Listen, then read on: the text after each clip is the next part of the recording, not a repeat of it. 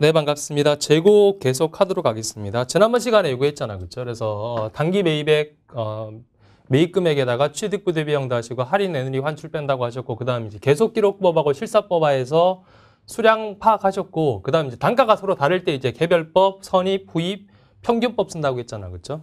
그래서 지금부터는 이제 개별법부터 하나씩 보도록 할게요.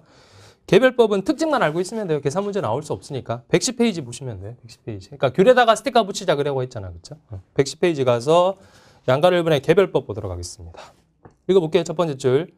개별법은 재고자산 각각에 대해서 구입한 가격을 기록이라고 되어 있죠. 스티커 붙여라고 얘기해요. 그렇죠? 근데 두 번째 줄에 보시면 가장 정확하죠. 그죠? 정확한데 두 번째 줄에 개별법은 중간쯤에 개별법은 원가의 흐름과 실물의 흐름에 일치하는 이상적인 방법이지만 가장 정확하지만 현실적으로 재고 자산의 종류가 많고 거래가 빈번한 경우에는 실무에서 사용하기가 번거롭고 관리 비용이 너무 많이 소요된다. 빡세다 그 얘기입니다. 못 쓴다 그 얘기예요. 근데 쓰는 경우가 있대. 그게 뒤에 나오거든요. 계속해서. 일반 기업회 기준에서는 통상적으로 상호 교환될 수 없는 재고 항목이나 특정 프로젝트별로 생산되는 제품 또는 서비스 원가는 개별법을 사용하여 결정하도록 규정하고 있다. 하는 경우가 있긴 있대. 예를 들어서 뭐 이런 게 있을 거 아니에요. 귀금속, 그죠? 그러니까 수량은 굉장히 작으면서 굉장히 고가인 거. 귀금속인데 뭐 다이아 반지가 있고 금 반지가 있어요. 평균 낼 겁니까? 그렇게 할 수 없잖아, 그렇죠? 그런 거 당연히 따로따로 개별 관리해야 되겠죠. 아니면 뭐 조선회사 있죠, 조선회사. 배 만드는 회사. 배 만드는데 배를 뭐 수십 척을 이렇게 만들어서 파는 게 아니잖아. 그렇죠? 주문받거든요. 그래서 배, 뭐 잠수함 한 척, 그 다음 유조선 한 척 주문받아요. 이런 경우라면 프로젝트별로 관리하는 거잖아. 잠수함 따로, 유조선 따로, 그렇죠? 이런 경우라면 개별적으로 원가를 관리해야 되겠죠. 그렇죠? 그런 경우만 쓸 수 있다고 합니다. 아시죠? 그래서 시험에서 가장 이상적인 방법은 당연히 개별법인 거예요. 근데 현실에서는 빡세니까 못 쓴다. 그래서 나온 게 이제 선입, 후입, 평균법을 순서를 정하는 거죠. 그렇죠? 그게 그 다음에 양가로 2번입니다. 선입 선출법 보시겠어요? 계산 문제 풀고 그 다음 이제 특징을 정리하셔야 되거든요. 양가 1번 선입선출법이라고 해서 읽어볼게요. 첫 번째 줄. 선입선출법은 물량의 실제 흐름과는 관계없이 먼저 구입한 재고 항목이 먼저 사용 또는 판매되는 것으로 가정한다고 되어 있죠. 그렇죠? 그리고 오른쪽에 보시면 예제가 있거든요. 111페이지. 예제가 너무 복잡해. 그렇죠? 그래서 제가 일단 이렇게 할게요. 제가 예제를 하나 만들어 왔거든요. 가장 간단한 사례. 만들었으니까 그냥 필기 따로 안 하셔도 충분히 이해하실 겁니다. 그래서 간단하게 제가 계산 문제 풀어보고 그 다음 특징을 정리하고 이렇게 할게요. 아셨죠? 자, 제가 예제를 하나 만들어 왔는데 이거 찍어도 되죠? 칠판 보시면서 간단한 예제입니다. 참고로 그 111페이지 보시면 풀이에 재고자산 수불부라는 게 보이시죠? 그렇죠? 이게 재고자산 수불부라고 해서 그러니까 상품을 몇 개 사고 몇 개 팔고 몇 개 남았다는 것을 관리하는 장부라고 이해하시면 돼요. 수불부라는 게 있죠. 그렇죠? 제가 만들어 본 사례 가지고 갈게요. 여기 입고란 게 있고 들어오고 출고 나가고 그다음 남아있는 거 잔고라고 쓸게요. 잔고 이렇게 관리하는 장부입니다. 그렇죠? 그래서 가정으로 할게 가장 간단하게 만드는 사례니까 1월 1일 날 원래 한 개가 있었어요. 한 개 100원짜리가 있었어요. 한 개 100원짜리가. 그 다음은 추가로 4월 1일 날 또 한 개를 더 사왔는데 이게 단가가 올랐습니다. 도매가 올라서 110원 주고 사왔어요. 그 다음 7월 1일 날 한 개를 팔았어요. 한 개 출고 쪽에 한 개를 팔았어요. 팔았고 그 다음 10월 1일 날 또 추가적으로 한 개를 더 사왔거든요. 얼마 주고 샀냐? 이번엔 120원 주고 산 거예요. 이렇게 한번 가정해 볼게요. 지금 물가 오르고 있다는 거 아시겠죠? 귤 장사 하시는데 귤을 100원 주고 샀다가 110원 주고 샀다가 120원 주고 샀다가 오르고 있는 거 아시겠죠? 그렇죠? 그럼 총 사가지고 온 것은 총 3개 사왔잖아요. 3개 사왔고 금액은 한 개씩이니까 100원, 110원, 120원이니까 330원 되겠네요. 총 이렇게 된 거죠. 그렇죠? 자, 이렇게 됐어요. 아까 우리가 지난번 시간에 이제 실사법은 이렇게 하겠다는 얘기야. 3개를 사왔는데 죄송합니다. 3개 사왔는데 12월 말에 가서 남아있는 걸 확인하니까 창고 가서 남아있는 걸 확인하니까 2개래. 그럼 한 개는 자동으로 팔린 거잖아. 그렇죠? 이렇게 하는 게 실사법이란 거예요. 수량 파악하는 거. 일단 수량을 파악해야지. 이게 실사법이고 계속기록법은 들어오고 나갈 때마다 계속 산다고 했잖아. 그렇죠? 자, 한 개 사왔네. 잔고로 한 개고. 또 한 개 더 사왔네. 2개 되겠죠. 한 개 팔았네. 한 개 남겠죠. 한 개 더 사왔네. 2개 되겠죠. 그렇죠? 이렇게 해서 이렇게 들어오고 나갈 때마다 계속해서 기록하는 방법이 뭐냐? 계속기록법이란 거예요. 아시겠죠? 이렇게 해서 여하튼 간에 실사를 했던 계속 기록법을 썼던 간에 수량은 파악이 된 거예요. 한 개 팔았고 2개 남아있다는 거 아셨죠? 자, 일단 첫 번째. 그러면 한 개 남아있는 거 2개 팔린 거 이게 얼마짜리가 남아있고 얼마짜리가 팔린 건지 알아내야 될 거 아니겠죠? 개별법 못 쓴다고 했으니까 첫 번째 방식이 선입선출법부터 할게요. 선입선출법. 교재 양가로 2번이죠. 선입선출법.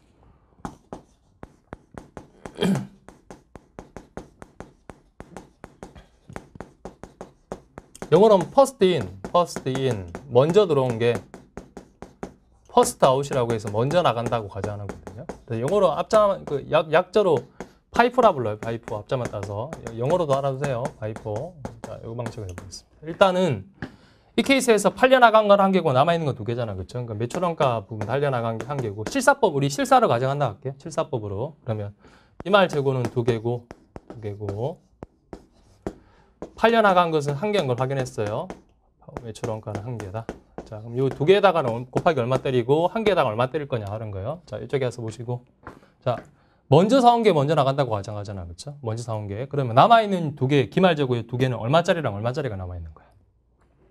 먼저 사온 게 이거잖아요. 이게 나가고 남아있는 건 얘랑 얘가 남아있겠지. 그렇죠? 110원짜리, 120원짜리 아시겠죠?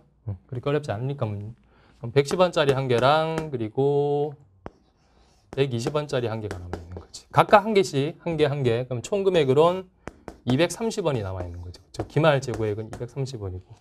맞죠? 그리고 이 팔려나간 한 개는 맨 처음에 사왔던 100원짜리가 나간 거잖아. 그렇죠? 따라서 매출원가는 100원이 되겠죠. 이렇게 하는 거죠. 그렇죠? 아시겠죠? 이거는. 이렇게 하는 거죠. 그렇죠? 또는 이렇게 해도 돼요. 매출원가는 이렇게 구하셔도 되고 아니시면 총 330원어치 사왔잖아. 그렇죠? 330원어치 사왔는데 남아있는 기말 재고가 230원이잖아. 이렇게 빼도 되죠. 총 330원 사왔는데 남아있는 기말 재고가 230원이니까 230원 빼셔도 100원 나오잖아. 이렇게 해도 되고.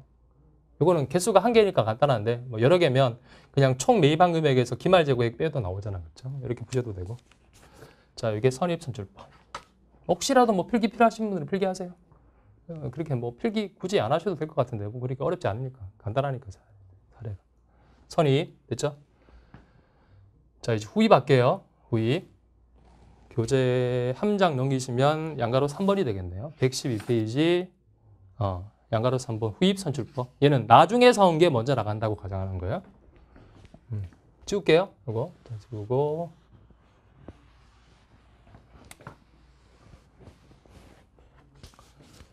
양가로 3번의 후입선출법. 얘는 영어로 last in, 맨 마지막에 사온 게 last in. 먼저 나간다. first out이라고 그래요. first out.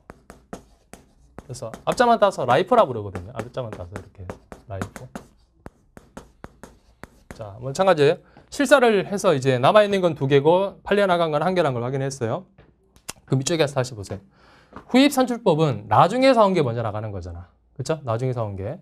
그럼 남아있는 2개는 뭐랑 뭐가 남아있는 거야? 나중에 사온 얘가 나간 거잖아. 그렇죠? 남아있는 건 얘랑 얘가 남아있겠죠. 100원짜리, 110원짜리. 아시겠죠? 110원짜리, 100원짜리, 110원짜리. 따라서 100원짜리 하나, 110원짜리 하나가 남아있는 거죠. 그렇죠? 그래서 각각 210원 되겠네요. 210원이 남아있는 기말 재고액이 되고. 매출원가는 그냥 곱하기 120원 때리셔도 되고, 요거 120원짜리 나간 거니까. 이렇게 때리셔도 되고, 아니시면 이렇게 하셔도 돼요. 총 매입한 금액이 330원이니까, 그 중에 남아있는 기말 재고 210원이잖아. 210원 이렇게 빼서 계산하셔도 되겠죠. 그렇죠? 어떻게 방식으로 하시던 간에 120원 나오는 거 똑같으니까. 이게 후입선출법.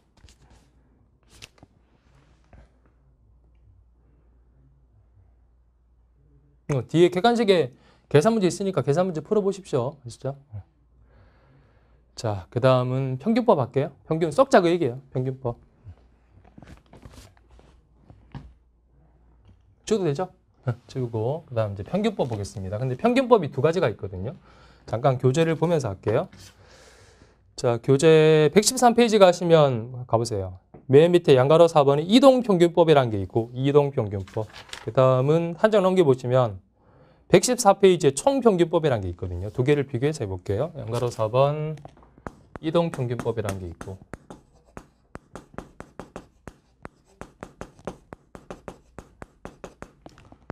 좀 할게요. 그 다음 양가로 5번 총평균법이라는 게 있죠. 그렇죠? 자, 여기 2가지는 두 개 다 평균법인데 무슨 차이가 있냐 하면 이런 차이가 있어요.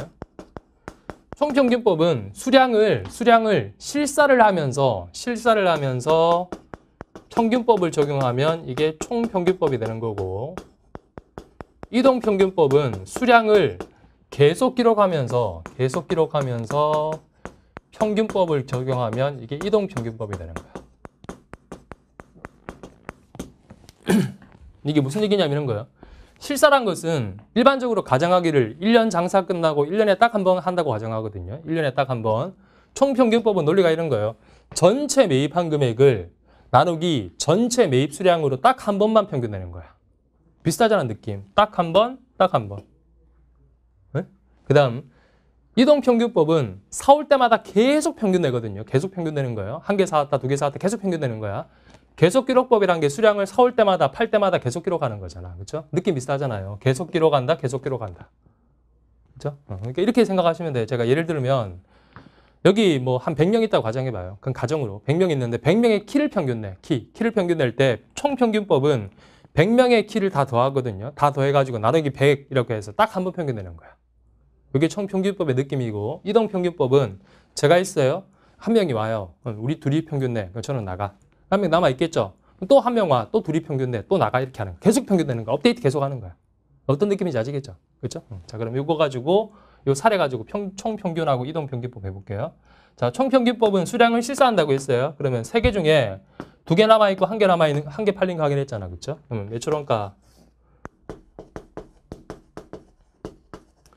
실사를 한다고 했으니까 기말재고액부터 기말재고 2개 남은 거부터 확인할게요. 자, 2개 남아 있고 1개는 나갔다는 거 확인했거든요. 자, 곱하기 여기다가 단가를 때린다고 말이에요. 단가를. 평균 단가 때리는 거예요. 평균 단가 때리는데 말씀드렸죠. 딱 한 번 평균 낸다고 했잖아. 이렇게 하래. 여기서 보시면 전체 사가지고 온 330원 보이시죠? 전체 매입 수량 3개 나누기 해서 딱 한 번 평균 내는 거야. 총평균. 전체 매입 금액을 전체 수량으로. 그렇죠? 이렇게 하면 될 거 아니에요. 여기다가. 전체 매입한 금액 330원 나누기 전체 매입 수량 3개 이렇게 하는 거예요. 이게 총평균 단가가 되는 거죠. 그렇죠? 그럼 이렇게 하시면 금액이 110원 나오죠. 110원. 맞죠? 110원. 얘도 110원이에요. 무조건 똑같은 금액을 총평균 단가를 한 번만 하는 거니까. 그렇죠? 그러면 2개 곱하기 110원 하시면 기말재고액은 220원 되고 얘는 110원 되겠죠. 그렇죠? 이렇게 하는 거예요. 이렇게. 총평균법. 쉽죠, 이거는. 그냥 전체 매입 금액을 전체 수량으로 나눠서 하시면 되잖아요. 나누기 하시면 되잖아요. 그렇죠? 자, 문제가 이동평균법은 사올 때마다 계속 평균 내기 때문에 10번 사오시면 10번 평균 내셔야 되거든요. 자, 보겠습니다. 이동평균법. 이동평균법은 이해했죠? 자, 얘는 수량을 계속 기록한다고 했어, 분명히 제가. 그렇죠? 그럼 매출원가부터 매출원가랑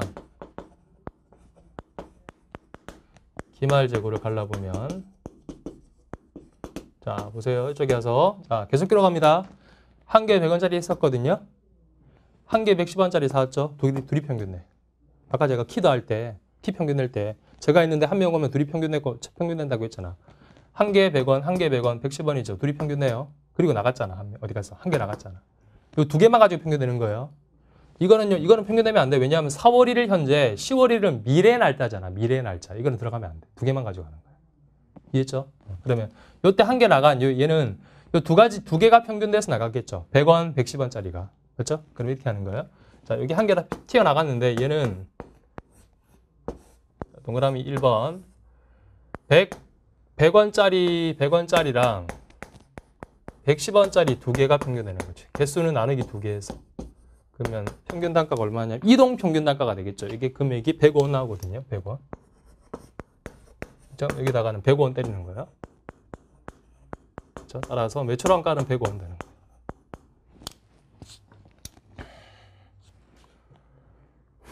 아셨죠? 그럼 이쪽에서 봐요. 이 2개 가지가 지금 105원 평균 됐잖아. 2개가 평균 100원. 그리고 한 개 나갔죠? 한 개 남아있잖아. 한 개 남아있는 거 얼마짜리 남아있는 거야? 105원짜리가 남아있는 거야. 평균 단가 냈으니까. 그렇죠? 이해하시겠죠? 한 개 105원. 근데 한 개 120원도 또 사왔어요. 또 평균 내 둘이. 둘이 있다가 평균 돼서 나갔죠? 하나 남아있어. 또 하나 더 들어줘. 또 평균 내. 그렇죠? 그러면 한 개 100원짜리랑 한 개 120원짜리가 둘이 만나는 거지. 이해하셨어요? 그렇죠? 그러면 보세요. 기말재고는 2개는 이동 평균 단가는 계속 평균해야 돼요. 다시 동그라미 2번이라 그럴게요. 얘는 105원짜리 105원 된 상태에서 남아있는 한 개랑 새로 들어온 120원짜리가 만난 거죠. 그렇죠? 합쳐서 두 개가 되겠지. 이게 이동 평균 단가가 되는 거예요. 이해하셨죠? 그러니까 이동 평균 단가는 계속 달라지는 거 아시겠죠? 계속 평균되는 거니까. 그럼 이게 해보시면 숫자가 썩 아름답지가 않네요. 112.5원 나와요. 112.5원. 그렇죠? 여기다가는 112.5원 때리시는 거예요. 따라서 남아있는 기말 재고의 금액은 얼마냐 하면 225원 되겠네요. 225. 여기 이동 평균법. 자, 보십시오. 근데 뭐가 더 쉬워요? 당연히 총평균 쉽죠. 총평균을 한 번만 평균해가지고 둘 다 똑같은 금액 때리시면 되잖아, 그렇죠? 근데 이동 평균법은 서울 때마다 계속 평균되는 거니까. 자, 이게 선입, 후입, 그리고 이동 총평균법의 계산. 혹시 필기 필요하신 분들은 화면 스탑에서 필기하시고. 아니면 저렇게 하는 거구나 느낌 아시겠죠? 그렇죠? 그러면 이제 객관식 뒤에 있는 문제 또 풀어보시면 되겠죠, 그렇죠? 자, 중요한 게 더 중요한 게 있어요. 특징을 이제 방금 했잖아, 4가지. 개별 빼고 개별은 빡세니까. 네 가지의 특징을 이제 알아야 되거든요. 다 치워도 되죠? 다 치우고 교재로 가서 특징을 좀 정리해 볼게요. 자, 치웁니다. 치우고. 자, 교재를 어디로 가시냐 하면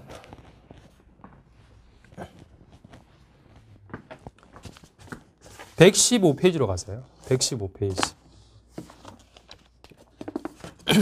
가서 그 위에 예제 박스 바로 밑에 보시면 단기 중에 물가가 계속 상승하고라고 한번 보이시죠? 아까 방금 제가 이 사례에서 100원, 110원, 120원 도매가 계속 오르고 있었잖아. 그래서 그 얘기하는 거예요. 단기 중에 물가가 계속 상승하는데 그 박스로 기말 재고 자산 매출원가 단기 순위 크기 비교한 거 보이시죠?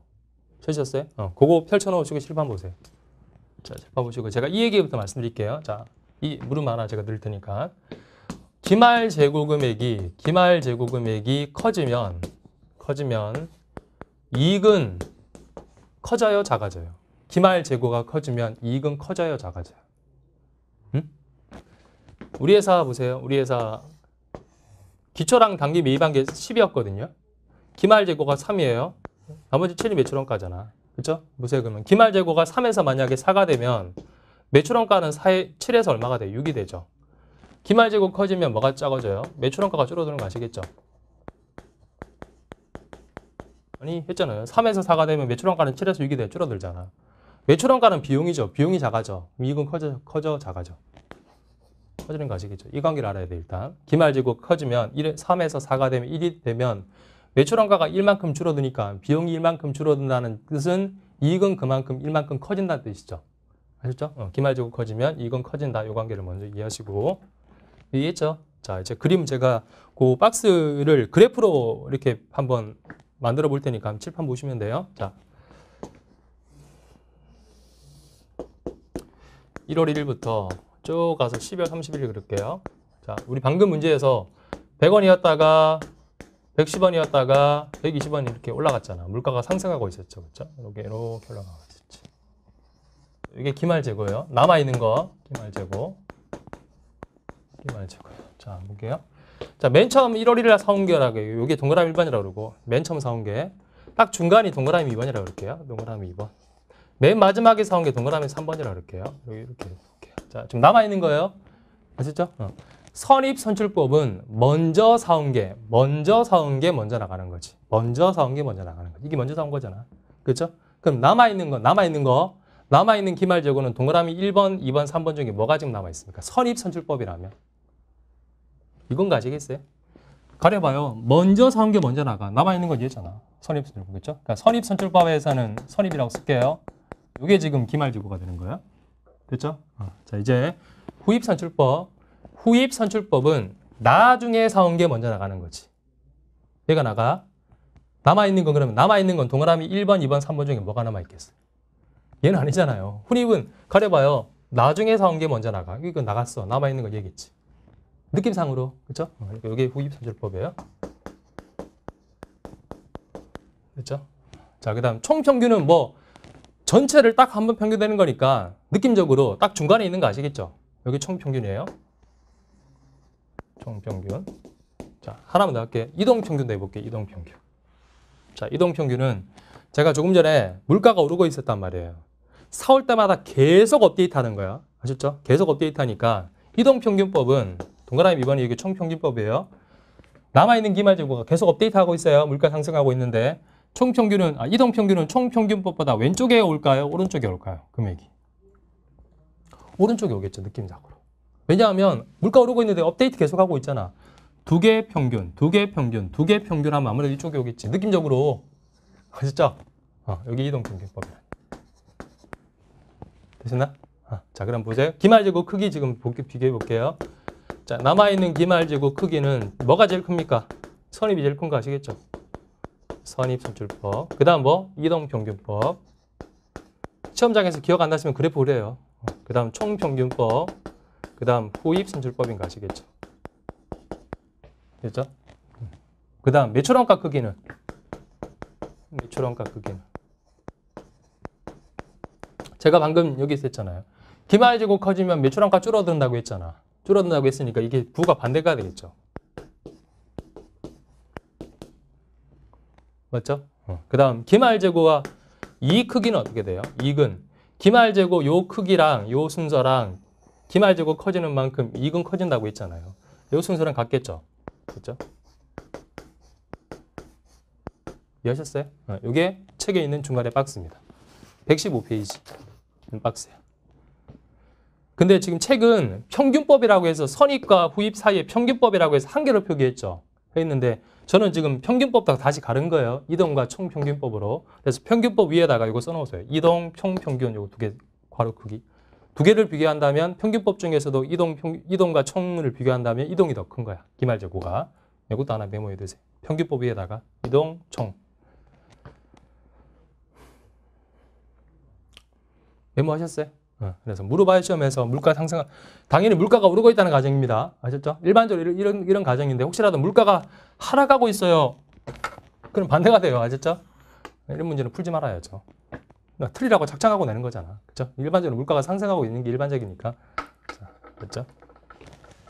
자, 이거 보시고 객관식을 하나 풀어보도록 하겠습니다. 이거 보시면서 이거 이해하셨죠? 128페이지로 가서 객관식 1번하고 2번하고 3번 다 풀어볼게요. 1, 2, 3번 화면 스톱하시고 1, 2, 3번을 풀어보십시오. 화면 스톱하시고. 자, 1번부터 할게요. 재고의 원가 흐름에 대한 가정에 관한 설명으로 가장 올바르지 않는 것이라고 했죠. 동그라미 1번, 이 틀렸죠. 원가 흐름의 가정 중에 개별법은 사용하기가 간편합니까? 가장 빡센 거라고 했잖아. 그렇죠? 관리 비용이 거의 소요되지 아니할 것 같아요? 아니잖아. 그죠? 제일 빡센 거니까 관리 비용 제일 많이 소요되겠죠. 1번 틀렸고.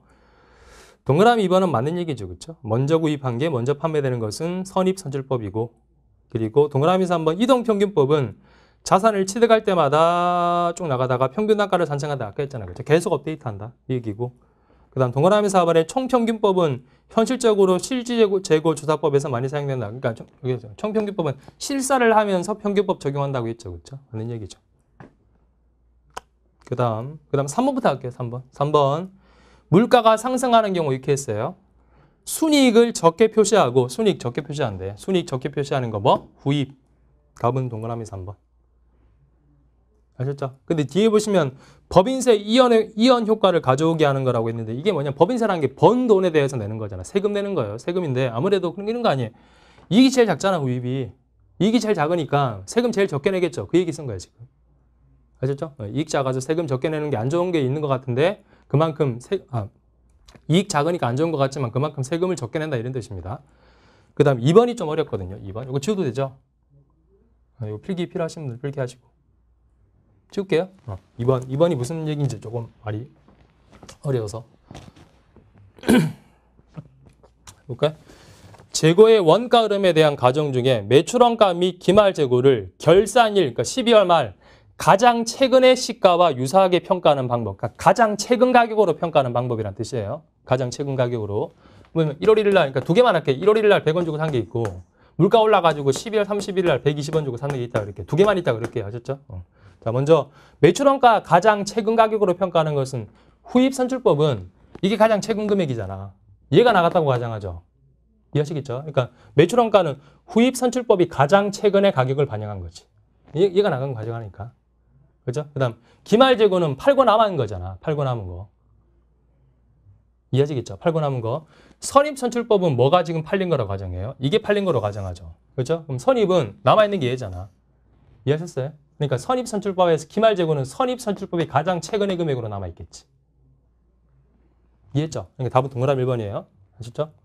매출원가는 후입선출법. 후입선출법은 매출원가 얘가 팔린 걸로 가정하니까 후입은. 가장 최근의 금액으로 매출원가가 표시되고 기말재고란 것은 선입은 얘가 팔리고 얘가 남아있는 거니까 기말재고는 선입이 가장 최근의 금액으로 남아있겠지.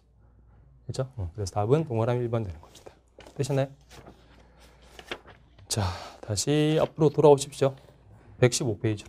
자, 그래서 지금까지 하신 게 이제 요거 한 거예요. 단가 결정하는 방법. 그렇죠? 결정되면 이제 여기다가 기말재고에다가 그 수량에다가 단가 때리시면 남아있는 기말재고액이 나오겠죠. 그렇죠? 매출원가는 자동으로 전체 금액에서 기말재고액 빼면 나머지 금액이 매출원가잖아. 이게 끝난 거 아시겠죠? 이게 끝났어요. 자, 끝났고. 자, 그 다음은 115페이지 가서 115페이지. 양가류익번에 표준원가법하고 소매제고법이 있는데 이거는 마지막에 할게요. 마지막에 아셨죠? 소매제고법 같은 경우는 시험에도 잘 안 나오는데 왜 자꾸 이렇게 페이지를 많이 할애하고 있는지 모르겠네요. 마지막에 할게요. 이거. 지금 하면 재고가 싫어져요. 싫어지니까. 어디로 가시냐면 118페이지로 가세요. 118페이지로 가서 다음 시간에 할 거 잠깐만 설명드리고 마무리할 테니까. 자, 118페이지 가시면 네모 4번에 재고 자산의 평가란 게 있죠. 평가란 게 있고 그 다음은 넘겨보시면 121페이지. 121페이지 가시면 저 중간에 반가로 이번에 재고 자산 감모 손실이란 게 있죠. 이 두 가지를 지금부터 할게요. 다음 시간에 이어서 할 텐데 미리 좀 할게요. 이게 두 가지가 뭐냐 하면 칠판 보시면 이렇게 한 거예요. 자, 20개 남아 있었어요. 기말재고. 뭐 선입을 썼던 후입을 썼던 간에 여하튼 간에 단가가 가정으로 100원으로 확정이 됐어요. 100원으로. 아시죠? 20개 곱하기 100원으로 확정이 된 거예요. 그럼 남아있는 기말재고액은 2,000원인 거 아시겠죠? 그렇죠? 자, 문제가 있어요. 문제가 뭐냐 하면 실제로 창고에 가서 확인해 보니까 그러니까 계속기록법을 적용했다 가정해 볼게요. 100개 중에 80개 팔았고 남아있는 거 20개가 남아있어야 될 거 아니에요. 장부상으로. 그렇죠? 근데 실제로 창고에 가서 확인해 보니까 실제로 얼마밖에 없냐 하면 18개밖에 없는 거야. 죄송합니다. 18개밖에 없대. 2개가 없어졌잖아. 이 2개를 뭐라 부르냐? 이 두 개 수량 부족한 것을 감모라 불러. 감모라 불러. 원인을 찾아야 돼요. 이게 어디로 사라졌는지. 이해하시겠죠? 그렇죠? 100개 중에 계속 기록을 해서 80개 팔았다고 기록돼 있으니까 20개 남아 있어야 하는데 실제 창고에 가보니까 18개밖에 없더라. 2개 부족하다. 이게 감모예요. 이게 이제 교재 121페이지 내용이고 이건 간단해. 한 2줄만 하면 끝나거든요. 뭐가 어렵냐면 이게 좀 어려워요. 자, 그 다음 내가 100원 주고 샀어요. 자, 100원은 원가죠. 내가 100원 주고 샀다는 것은 당연히 100원 이상으로 판다는 가정에서 산 거지. 그럼 당연한 거 아닙니까? 100원 주고 사서 마진 붙여서 팔 테니까. 그렇죠? 근데 어떤 이유에서든 모르겠는데 이거 팔려고 보니까 판매가가 내가 산 원가 이하로 빠졌어. 80원 받고 팔아야 돼. 100원 주고 샀는데 손해보고 팔아야 돼요. 그죠? 요 20원 가격 하락 있죠? 이 가격 하락을 뭐라 부르냐 하면 평가 손실이라 불러. 평가 손실. 이게 지금 118페이지랑 119페이지 내용입니다. 이게 좀 어려워요, 내용이. 뭔지는 아시겠죠? 그죠? 수량이 부족해, 감모. 내가 100원 주고 샀는데 80원 받고 팔아야 돼, 20원 손해보고 팔아야 돼, 가격 하락된 것을 평가 손실 이렇게 부르는 거예요. 그렇죠? 그래서 이 얘기는 다음 시간에 할게요. 다음 시간에. 자, 됐죠? 이거 다음 시간에 계속 이어서 바로 할 테니까. 그죠? 자, 이렇게 해서 이번 시간은 마무리하도록 하겠습니다. 감사합니다.